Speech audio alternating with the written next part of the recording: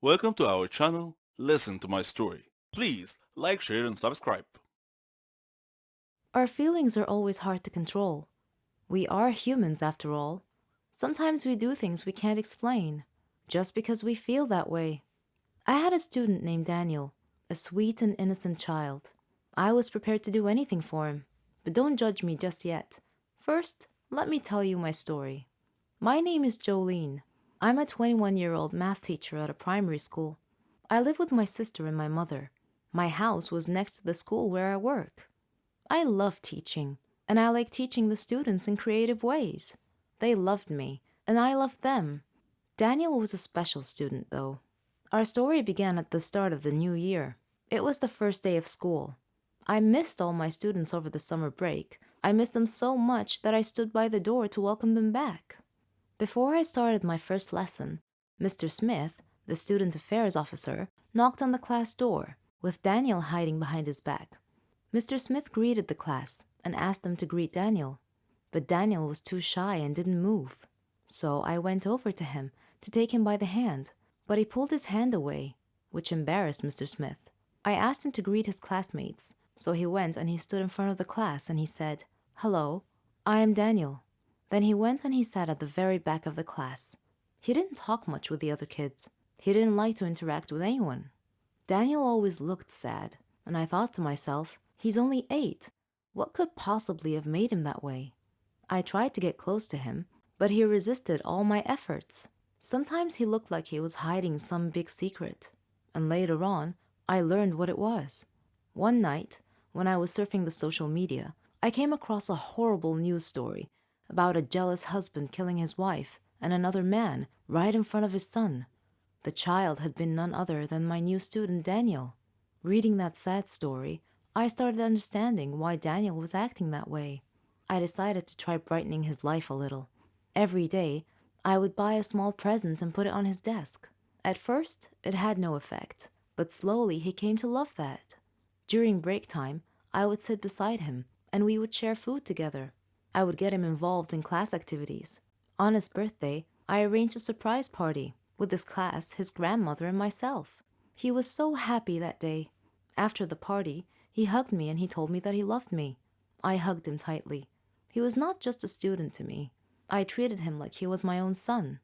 He told me that he wanted to call me mother, and that made me so happy. After his grandmother died, he came to live with me.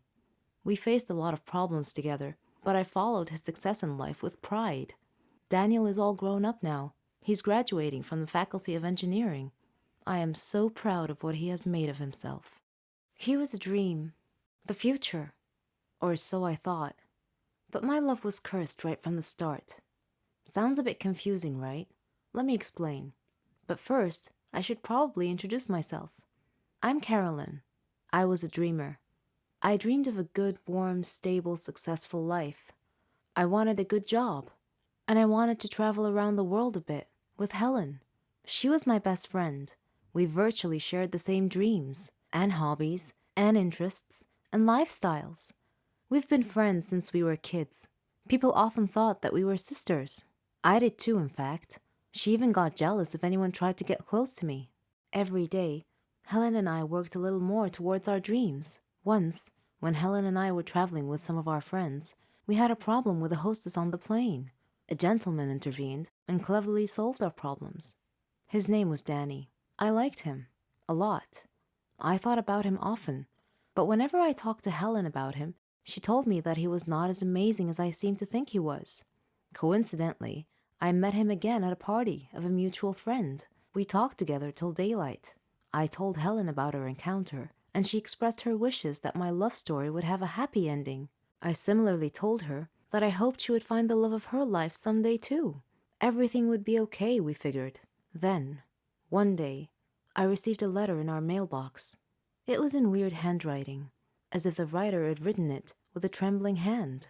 I opened it curiously. It said that my love for Danny would become a curse if I didn't give him up and get him out of my life. What nonsense, I thought. Whose idea of a silly joke was this? I immediately called Danny and Helen to tell them about the letter. Danny laughed, but Helen was worried and suggested that I should be careful from now on. That same day, Danny had a horrible car accident, but fortunately he wasn't hurt. A detective investigating the case determined that his car brakes had been tampered with. In another incident, a car almost hit me, but it swerved away at the last minute. When I mentioned this incident to Danny, he tried to calm me down and told me to just forget about it. He gave me a beautiful bracelet as a present and proposed. We got engaged, and I couldn't have been happier. I wanted to show the bracelet to Helen, but somehow I seemed to have lost it. I couldn't find it anywhere. Anyway, when I told Helen about his proposal, she was thrilled for me. I spent days shopping for just the right wedding dress. I was so busy with preparations that I forgot all about the ominous letter. I went to the wedding hall early to make sure that everything was ready and prepared. Helen was helping me, and Danny kept calling me to make sure I was all right. Suddenly, the lights went out. I called out to Helen, worried that she might have tripped and fallen when the lights were out. When the lights came back on, Helen had fainted, and my dress had disappeared. I screamed to the ceiling, "What do you want from me? Leave me alone!" Suddenly, Danny appeared out of nowhere and asked me what had happened. I told him then and there that we must break off our engagement, otherwise the curse the letter mentioned might injure someone or cause someone to die. Then Helen came to and tried to calm me down. She told me to go to the car and that she would get our stuff and follow me. I loved Danny and wanted to marry him, but now I was seriously worried that this curse threat might actually be real. Helen came back carrying a bag and a large suitcase and told Danny not to worry, that she would drive me home and then call him to tell him that we had arrived safely. I was still crying, and Helen was trying to calm me down.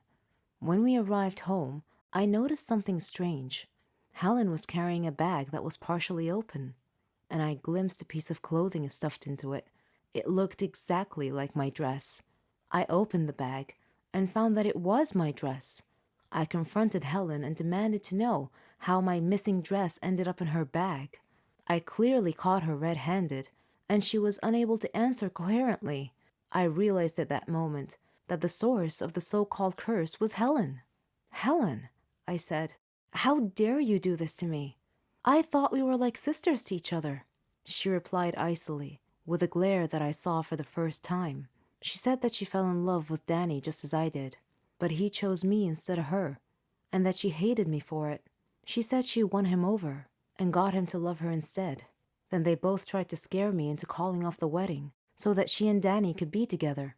There are no words to describe how I felt at the time. I replied in a similar tone. I told her that I don't ever want to see her again, or Danny. Neither of them mattered anymore. I never did see Helen or Danny after that day. I'm on a Caribbean island now, sipping on a cocktail. I read in the paper that Danny and Helen had announced their engagement. I'm thinking about what wedding present I should give them as a surprise. My name is Ginny. You can call me Bad Girl if you like. That's what the neighborhood kids called me. I have a long story to tell you. I was the eldest of 5 siblings. My mother died of illness, and my father was crippled in a car accident. He couldn't walk, and he had to use a wheelchair. Seeing my siblings suffer from hunger and poverty was a constant sight at home. My father was depressed. Our neighbors helped us a lot, but I was constantly worried what would happen if they ever stopped, so I decided to try and find a job. I knew it wouldn't be easy because I was only 15. Who'd want to hire a 15-year-old? Though I was apprehensive and lacking confidence, I made up my mind to get a job. I went to many places, clothing shops, flower shops, grocery stores. The answer was the same. We're not hiring at the moment. One day, feeling down, I was walking aimlessly with no destination in mind, when suddenly I found myself near a hospital. On an impulse, I entered. I saw a nurse, but she seemed too gloomy to talk, so I looked around and found another nurse who looked a bit kinder. She noticed me and asked if I needed any help. I told her that I was looking for a job. Any job. I'd even mop and clean. She felt sympathy for me and told me not to worry. Then she went into the manager's office. I was worried. Was I in trouble? A minute later, she called me in to meet the manager. He seemed very kind, and he quietly asked for my name. I told him it was Ginny. He told me that Martha, the kind nurse who was helping me, told him that I was looking for any job available. He said he had a job for me, but he was concerned that it might be a problem. I felt a pang of fear and asked what the problem was. He said that I would have to work night shifts. That was it? I felt so relieved. I immediately agreed, and he said that he liked my enthusiasm and that I could start tomorrow. I was so happy. I returned home quickly, hugged my siblings, and kissed my father's hands. I told them everything about my new job. My father looked at me sadly and said that I was too young to have to bear this responsibility. I told him that it was okay and that I could deal with it. When I went to work at the hospital every night, there was a gang of young kids who were always loitering around the neighborhood. I hoped they wouldn't bother me, but my hopes were in vain. They made fun of me every time I passed them. I never told my family about this, though. I began work as a cleaning lady, but due to my diligence and intelligence, I was able to learn a little bit about nursing.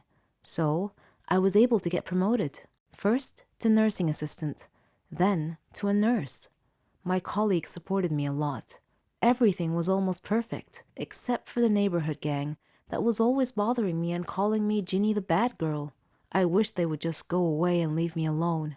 Then, one day, a miracle happened. While I was working at the hospital, the neighborhood bullies came in, carrying their leader. He was badly injured. His whole body was covered in blood.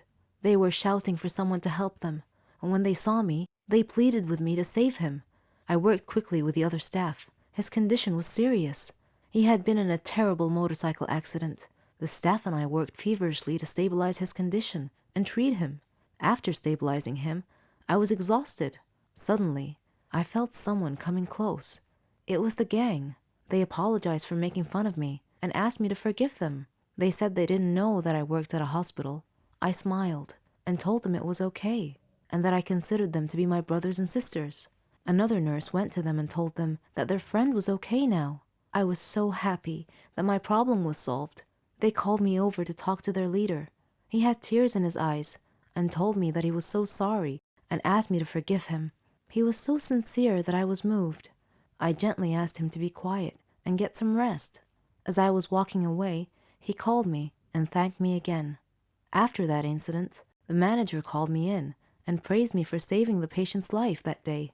I was still a long way from achieving my dreams, but I had a good head start, and the neighborhood gang began calling me the Mercy Angel.